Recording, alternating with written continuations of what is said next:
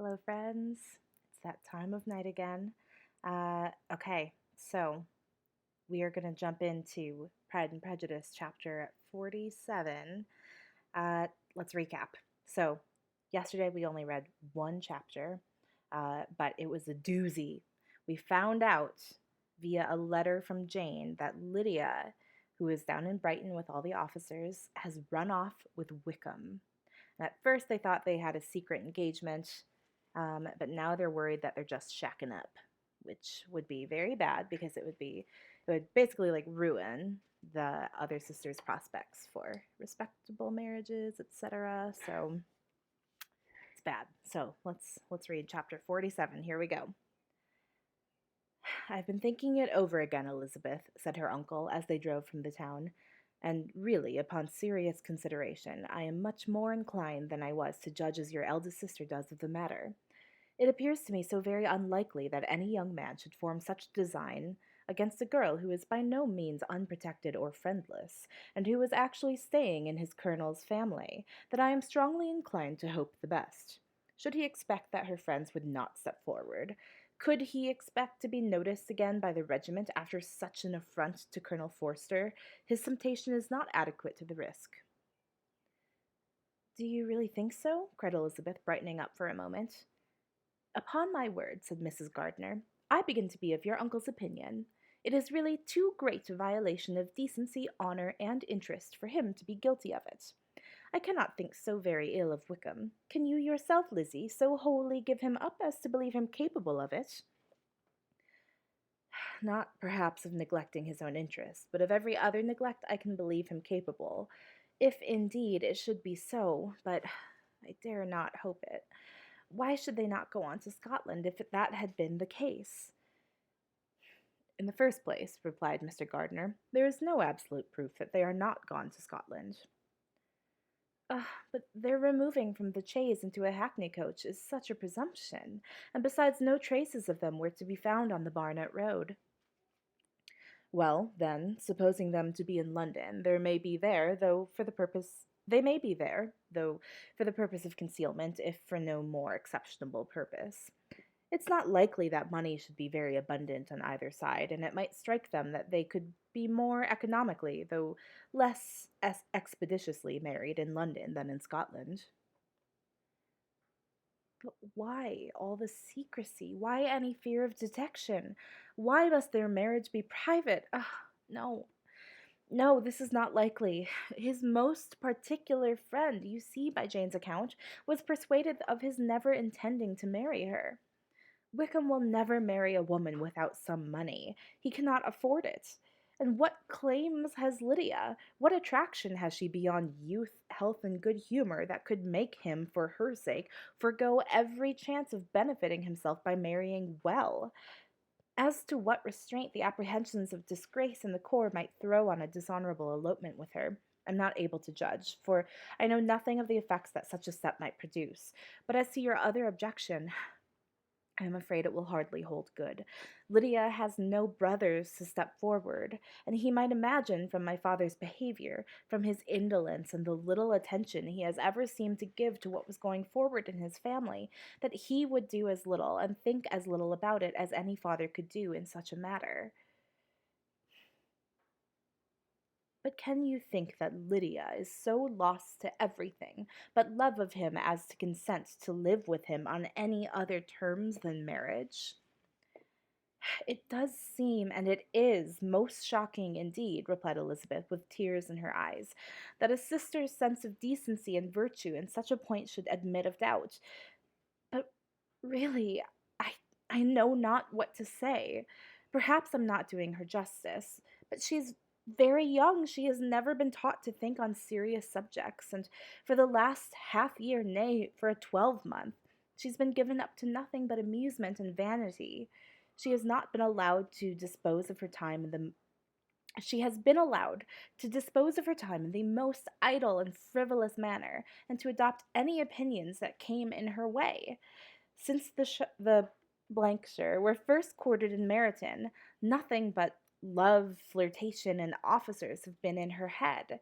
She has been doing everything in her power by thinking and talking on the subject to give greater, what should I call it? Susceptibility to her feelings, which are naturally lively enough. And we all know that Wickham has every charm of person and address that can captivate a woman. But you see that Jane, said her aunt, does not think so ill of Wickham as to believe him capable of the attempt. Of whom does Jane ever think ill? And who is there, whatever might be their former conduct, that she would believe capable of such an attempt till it were proved against them? But Jane knows as well as I do what Wickham really is. We both know that he has been profligate in every sense of the word, that he has neither integrity nor honor, that he is as false and deceitful as he is insinuating. And do you really know all this? Cried Mrs. Gardiner, whose curiosity as to the mode of her intelligence was all alive. I do indeed, replied Elizabeth, colouring. I told you the other day of his infamous behaviour to Mr. Darcy, and you yourself, when last at Longbourn, heard in what manner he spoke of the man who had behaved with such forbearance and liberality towards him. And there are other circumstances which I am not at liberty, which it is not worth while to relate, but his lies about the whole Pemberley family are endless.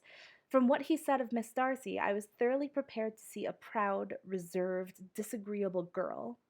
Yet he knew to the contrary himself. He must know that she was amiable and unpretending as we have found her. But does Lydia know nothing of this? Can she be ignorant of what you and Jane seem so well to understand? Yes, that. That is the worst of all. Till I was in Kent and saw so much both of Mr. Darcy and his relation Colonel Fitzwilliam, I was ignorant of the truth myself, and when I returned home the Blankshire was to leave Meryton in a week or fortnight's time, and as that was the case, neither Jane, to whom I related the whole, nor I, thought it necessary to make our knowledge public, for of what use could it apparently be to anyone that the good opinion which all the neighbourhood had of him should then be overthrown? And even when it was settled that Lydia should go with Mrs. Forster, the necessity of opening her eyes to his character never occurred to me. That she could be in any danger from the deception never entered my head. That such a consequence as this should ensue, you may easily believe was far enough from my thoughts. When they all removed to Brighton, therefore, you had no reason, I suppose, to believe them fond of each other? Not the slightest. I can remember no symptom of affection on either side, and had anything of the kind been perceptible, you must be aware that ours is not a family on which it could be thrown away. When first he entered the court, she was ready enough to admire him, but so we all were. Every girl in or near Meryton was out of her senses about him for the first 2 months, but he never distinguished her by any particular attention, and consequently, after a moderate period of extravagant and wild admiration, her fancy for him gave way, and others of the regiment who treated her with more distinction again became her favorites. It may easily be it may be easily believed that however little of novelty could be added to their fears, hopes, and conjectures on this interesting subject by its repeated discussion, no other could detain them from it long during the whole of the journey. From Elizabeth's thoughts it was never absent.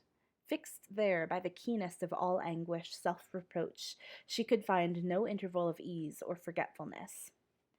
They travelled as expeditiously as possible, and sleeping one night on the road, reached Longbourn by dinner time the next day.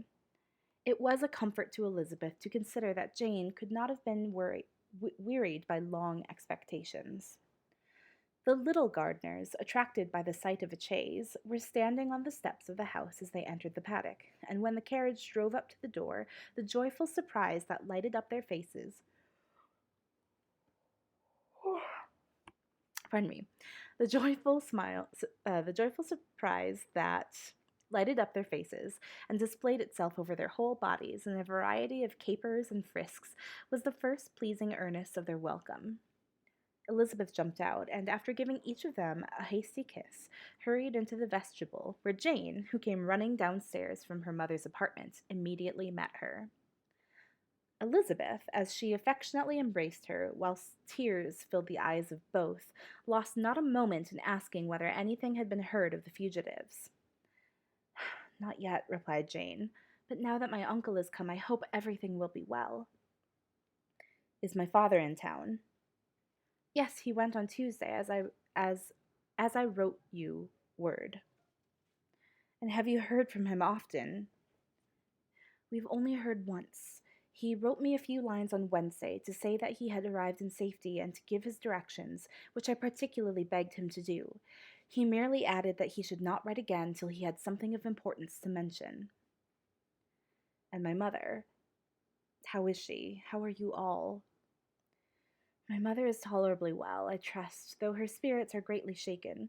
She's upstairs and will have great satisfaction in seeing you all. She does not yet leave her dressing room. Mary and Kitty, thank heaven, are quite well. But you, how are you? Cried Elizabeth. You look pale. How much you must have gone through. Her sister, however, assured her of her being perfectly well, and their conversation, which had been passing while oh gosh, sorry. Their conversation, which had been passing while Mr. and Mrs. Gardiner were engaged with their children, was now put an end to by the approach of the whole party. Jane ran to her uncle and aunt and welcomed and thanked them both with alternate smiles and tears. When they were all in the drawing room, the questions which Elizabeth had already asked were of course repeated by the others, and they soon found that Jane had no intelligence to give. The sanguine hope of good, however, which the benevolence of her heart suggested had not yet deserted her. She still expected that it would all end well, and that every morning would bring some letter, either from Lydia or her father, to explain their proceedings and, perhaps, announce the marriage. Mrs. Bennet, to whose apartment they all repaired, after a few minutes' conversation together, received them exactly as might be expected, with tears and lamentations of regrets, invectives against the villainous conduct of Wickham, and complaints of her own sufferings and ill usage, blaming everybody but the person to whose ill-judging indulgence the errors of her daughter must be principally owning. If I had been able, said she, to carry my point in going to Brighton with all my family, this would not have happened. But poor dear Lydia had nobody to take care of her. Why did the Forsters ever let her go out of their sight? I am sure there was some great neglect or other on their side, for she is not the kind of girl to do such a thing if she has been well looked after. I always thought they were very unfit to have charge of her, but I was overruled, as I always am. Poor dear child. And now here's Mr. Bennet gone away, and I know he will fight Wickham wherever he meets him, and then he will be killed, and what is to become of us all? The Collinses will turn us out before he is cold in his grave, and if you are not kind to us, brother, I do not know what we shall do. They all exclaimed against such terrific ideas, and Mr. Gardiner, after general assurances of his affection for her and all the family, told her that he meant to be in London the very next day, and would assist Mr. Bennet in every endeavour for recovering Lydia. Do not give way to useless alarm, added he, though it is right to be prepared for the worst. There is no occasion to look on it as certain. It is not quite a week since they left Brighton. In a few days more we may gain some news of them. Until we know that they are not married and have no design of marrying, do not let us give the matter over as lost.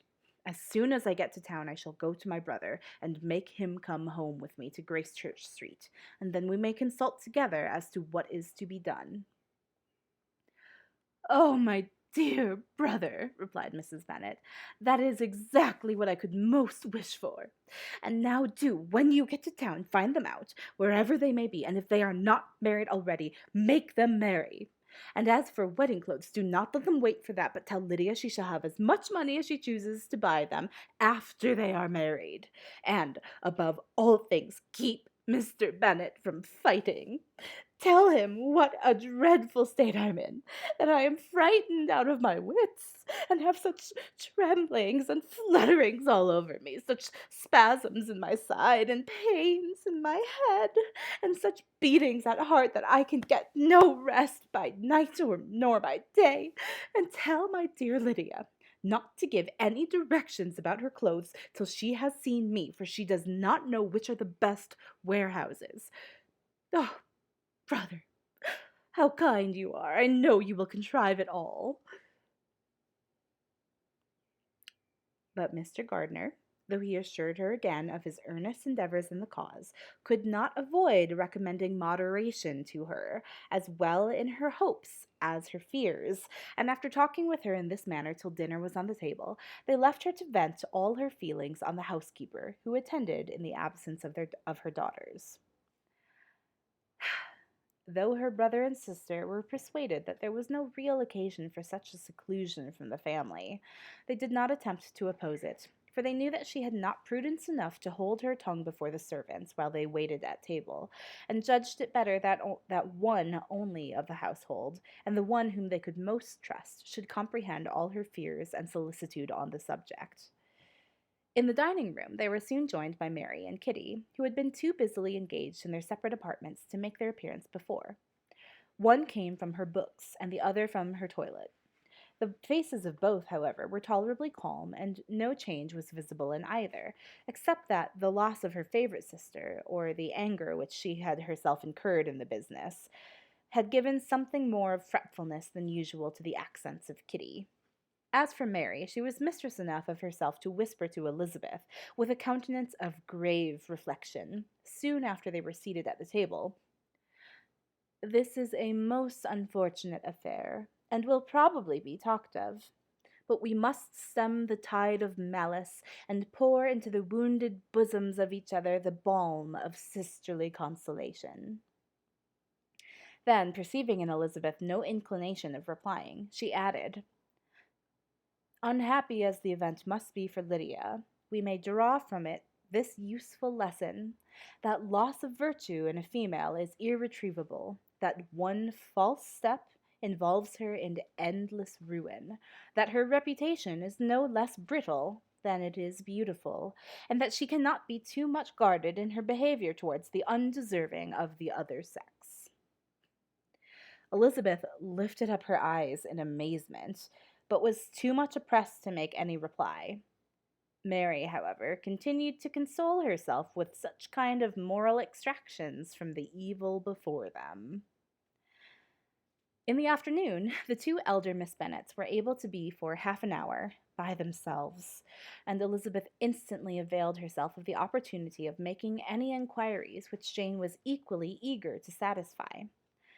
After joining in general lamentations over the dreadful sequel of this event, which Elizabeth considered as all but certain, and Miss Bennet could not assert to be wholly impossible, the former continued in the subject by saying, "But tell me all and everything about it which I have not already heard. Give me further particulars. What did Colonel Forster say? Had they no apprehension of anything before the elopement took place? They must have been seen together forever." Colonel Forster did own that he had often suspected some partiality, especially on Lydia's side, but nothing to give him any alarm. "I'm so grieved for him. His behavior was attentive and kind to the utmost. He was coming to us in order to assure us of his concern before he had any idea of their not being gone to Scotland. When that apprehension first got abroad, it hastened his journey." And was Denny convinced that Wickham would not marry? Did he know of their intending to go off? Had Colonel Forster seen Denny himself? Yes, but when questioned by him, Denny denied knowing anything of their plan, and would not give his real opinion about it. He did not repeat his persuasion of their not marrying, and from that, I'm inclined to hope he might have been misunderstood before. Until Colonel Forster came himself, not one of you entertained a doubt, I suppose, of their being really married? How is it possible that such an idea should enter our brains? I felt a little uneasy, a little fearful of my sister's happiness with him in marriage, because I knew his conduct had not always been quite right. My father and mother knew nothing of that, they only felt how imprudent a match it must be. Kitty then owned, with a very natural triumph, of knowing more than the rest of us, that in Lydia's last letter she had prepared her for such a step. She had known, it seems, of their being in love with each other many weeks. But not before they went to Brighton? No, I believe not. And did Colonel Forster appear to think ill of Wickham himself? Does he know his real character? I must confess that he did not speak so well of Wickham as he formerly did. He believed him to be imprudent and extravagant, and since this sad affair has taken place, it is said that he left Meryton greatly in debt, but I hope this may be false. Jane, had we been less secret, had we told what we knew of him, this could not have happened. Perhaps it would have been better, replied her sister, but to expose the former faults of any person without knowing what their present feelings were seemed unjustifiable. We acted with the best intentions. Could Colonel Forster repeat the particulars of Lydia's note to his wife? He brought it with him for us to see. Jane then took it from her pocketbook and gave it to Elizabeth. These were the contents. My dear Harriet, you will laugh when you know where I'm gone, and I cannot help laughing myself at your surprise tomorrow morning. As soon as I am missed, I'm going to Gretna Green, and if you cannot guess who with who, I shall think you a simpleton, for there is but one man in the whole world I love, and he is an angel. I should never be happy without him, so think it no harm to be off. You need not send them word at Longbourn of my going if you do not like it, for it will make the surprise the greater when I write to them and sign my name, Lydia Wickham. What a good joke it will be. I can hardly write for laughing. Pray make my excuses to Pratt for not keeping my engagement and dancing with him tonight. Tell him I hope he will excuse me when he knows all, and tell him I will dance with him at the next ball we meet with great pleasure. I shall send for my clothes when I get to Longbourn, but I wish you would tell Sally to mend the great slit in my worked muslin gown before they are packed up. Goodbye. Give my love to Colonel Forster. I hope you will drink to our good journey. Your affectionate friend, Lydia Bennet. Oh, thoughtless Lydia, cried Elizabeth when she had finished it. What a letter is this to be written at such a moment! But at least it shows that she was serious in the object of her journey. Whatever he might afterwards persuade her to, it was not on her side a scheme of infamy. My poor father, how he must have felt it. I never saw anyone so shocked. He could not speak a word for a full 10 minutes. My mother was taken ill immediately, and the whole house in such confusion. Oh, Jane, cried Elizabeth, was there a servant belonging to it who did not know the whole story before the end of the day? I do not know. I hope there was, but to be guarded at such a time is difficult. My mother was in hysterics, and though I endeavored to give her every assistance in my power, I am afraid I did not do so much as I might have done. But the horror of might possibly happen almost took from me my faculties. Your attendance upon her has been too much for you. You do not look well. Ugh, that I had been with you. You have had every care and anxiety upon yourself alone. Mary and Kitty have been very kind, and would have shared in every fatigue, I'm sure, but I did not think it right for either of them. Kitty is slight and delicate, and Mary studies so much that her hours of repose should not be broken in on.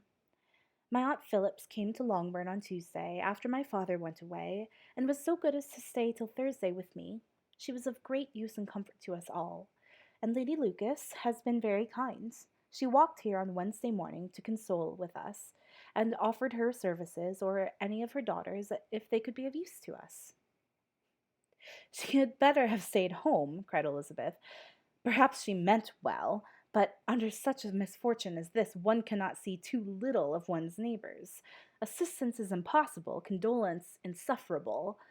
Let them triumph over us at a distance and be satisfied. She then proceeded to inquire into the measures which her father had intended to pursue while in town for the recovery of his daughter. He meant, I believe, replied Jane, to go to Epsom, the place where they last changed horses, see the postilions, and try if anything could be made out from them. His principal object must be to discover the number of the hackney coach which took them from Clapham. It had come with a fare from London, and as he thought the circumstance of gentlemen and ladies removing from one carriage into another might be remarked, he meant to make inquiries at Clapham. If he could anyhow discover at what house the coachman had before set down his fare, he determined to make inquiries there, and hoped it might not be impossible to find out the stand and number of the coach.